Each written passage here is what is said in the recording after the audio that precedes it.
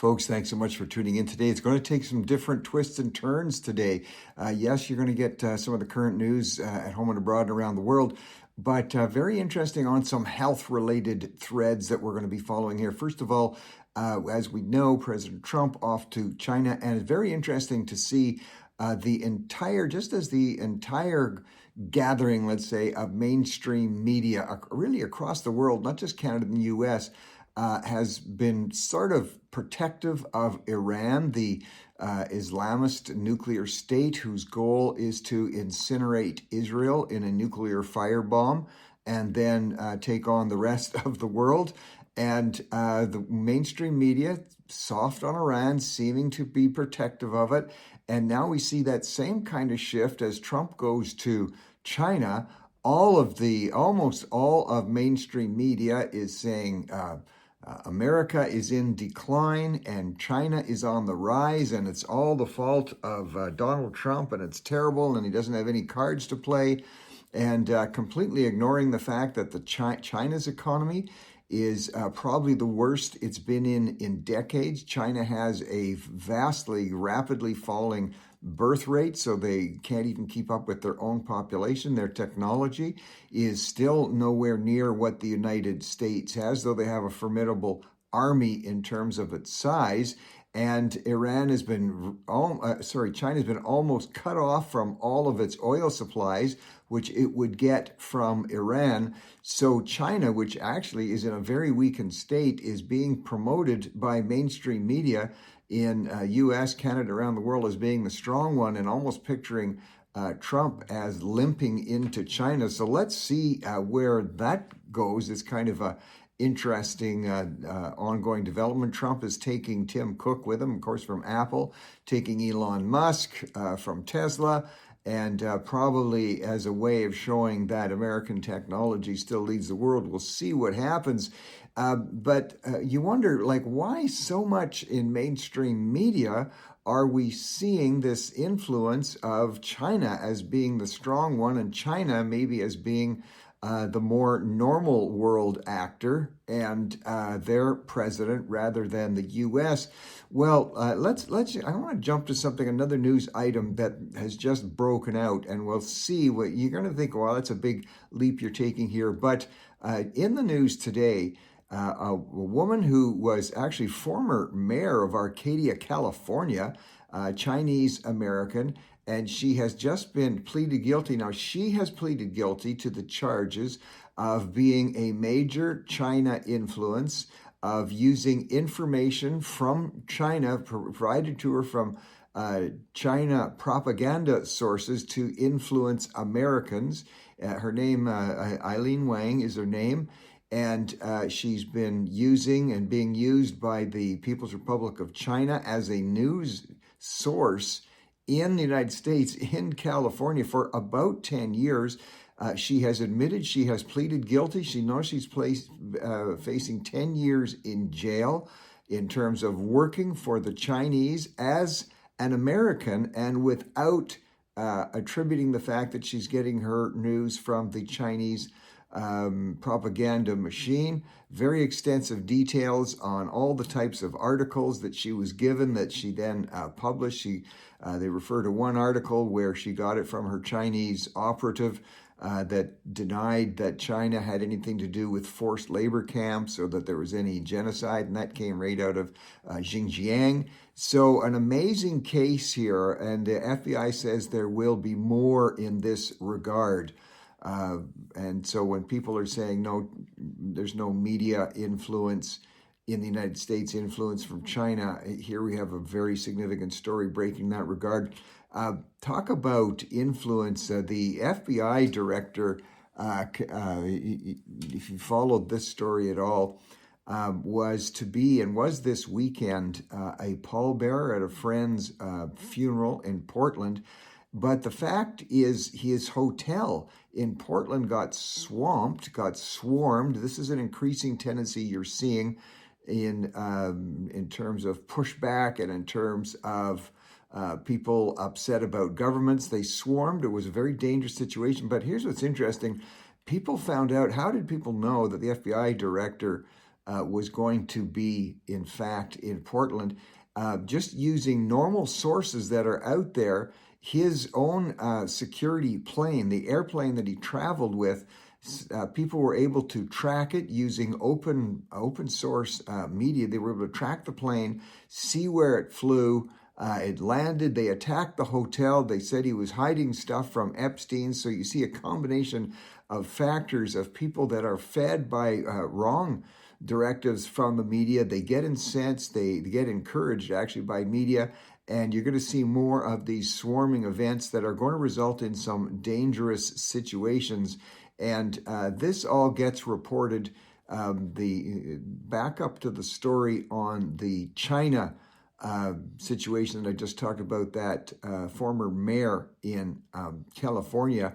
You see today the New York Times again doing a very extensive discussion about China and about its supposed strength over the U.S. and how the U.S. is in a weakened position. It's a very extensive story. And the writer of the story, a well-known author for the New York Times, Li Yuan, yes, that is a Chinese name, not suggesting anything there, but looking at how all of these things are coming together is kind of unnerving, and it shows that we should be careful and question when we see something in the media, even if it's something that I'm talking about, try and double check it, try and fact check it to see if it's true. We see another interesting situation coming out where a lot of reporting now, and it seems to be just new, though some of us have been following this for years. This has nothing to do with China. It's talking about the rage and the fans and the supporters and the widespread use, increasing use among men of testosterone treatment, TRT, testosterone replacement therapy. And very interesting seeing how it is growing everywhere in terms of its use, and everything from the president's own doctor saying he uses it considerably, and people in the administration in health. Testosterone use is the rage among men and increasingly among young men. Some concern here because testosterone is also, they're doing a test, let's hope the tests are honest, related to, are there increased rates of heart problems with testosterone use? Is there an increase, as some are saying, in prostate cancer? These are all things that need to be very carefully checked, and people need to stay calm, but need to do and be careful about the sources they're getting information from. No question that testosterone replacement therapy does have some positive health effects. Are there also negative? Let's keep an eye on that. Well, we don't want people to panic, but you're seeing more and more stories about the Hantavirus. There's now a case in Brittany in France. This is a new case.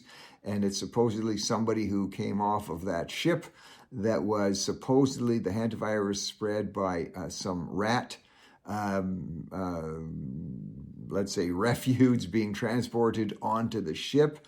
And you're going to see more stories cropping up. Now, this was a person that was directly involved. It's not like it got spread there, but there's also in the news today 12 individuals, 12 Dutch medical staff now being quarantined for 6 weeks, and that's because they didn't follow certain protocol in looking at hantavirus. Not saying they have it, but so you get the story that they've been hospitalized. You got 4 Canadians now isolating for 21 days. And just a little caution and a warning there. People tend to panic and to stampede, and it gives those who want to use government rules and regulations, as we saw getting a little bit out of control during the COVID time. These are all areas that we need to be very cautious of, not just cautious in terms of let's get the real facts, but not stampeding, not panicking. Let's take it carefully. It's not helped when senior health officials are seen to be avoiding tough questions about health subjects. So Dr. Josh Reimer, if I've got that name correctly, who is the appointment by Prime Minister Carney as Canada's new top health officer, was asked by members of Parliament very clearly and very directly some basic questions like, is injecting fentanyl harmful to your health? She would not reply. She wouldn't come out and say fentanyl is a killer. Fentanyl is dangerous. And when then she was asked questions, as we've seen in Alberta, finally people getting common sense and closing down these so-called safe consumption sites where you can get supposedly safe treatment while you're shooting up, and then the prevalence, the ability to get drugs on the street, and the safe consumption sites, even where you can get the paraphernalia to shoot drugs, is made available for free. Those have been shutting down in Alberta, and they're seeing a drop in the deaths, the drug deaths, because of that. And here is the senior health officer for Prime Minister Carney not even wanting to admit that, and not wanting to come out and say that these drugs like fentanyl are extremely dangerous. That's not helping people's, there's all these kind of media conspiracies that, or not media conspiracies, just conspiracy theorists, they say, about the problems with the medical community and the medical community not giving us the facts. It's not helped when you have the senior health officer not giving direct responses. Well, somebody who is giving more direct responses is Stephen Guilbeault. You'll remember he was the Minister of the Environment under Justin Trudeau, very radical, suggesting pretty well just shut down the world, to save it from becoming consumed with all kinds of terrible things in the atmosphere. And he is now saying he's criticizing Prime Minister Carney for working with other premiers to speed up projects that would take sometimes 3, 5, 7, 10 years to get approvals, being stopped by overly burdensome and environmental delays. And I'm saying we should be careful about the environment, but these environmental regulations are seen to be the most extreme in the world in Canada. And Guilbeault saying he is going to increasingly be critical of his former prime minister or his prime minister in terms of these projects being speeded up, projects which would allow First Nations groups to prosper, projects which would stop unrealistic regulations. Realistic ones for sure we need to have, but the unrealistic ones are the ones that have to go. So we'll see what continues to happen in that regard. Well, very interesting to see, and we're talking about health and the heart, along with some of these reports coming out about what is affecting, what's the reason of supposed increased heart problems. Syphilis, of course, which is a sexually transmitted disease, has increased 80%, numbers of people and the spread of syphilis up 80% just between the years of 2018 to 2022. That's a huge increase in a day and an era where everybody's supposed to be more careful. And they're gone to great studies here, great reports on all the negative effects of syphilis, which we know, but very little studies on why the increase, why so many more people. And they are saying, and we talked about this last week, the huge increase in terms of dating apps and the numbers of people that are out there meeting, one-off meetings with all kinds of results, is really being on the rise and on the increase.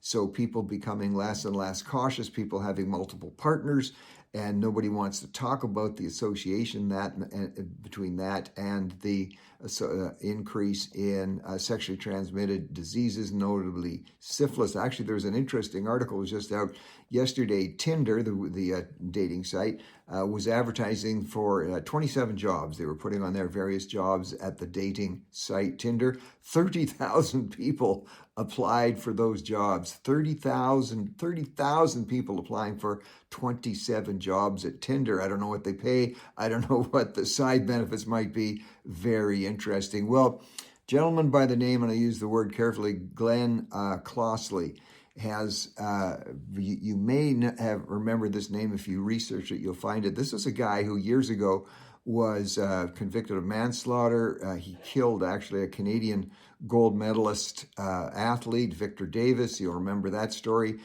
Later on, he was actually convicted also of manslaughter in terms of a 70-year-old man. And now he's just been busted being involved in a multi-million-dollar scam site, really going after old elderly people, going after grandparents, a very sophisticated operation where they would contact grandparents. They would say they were the police.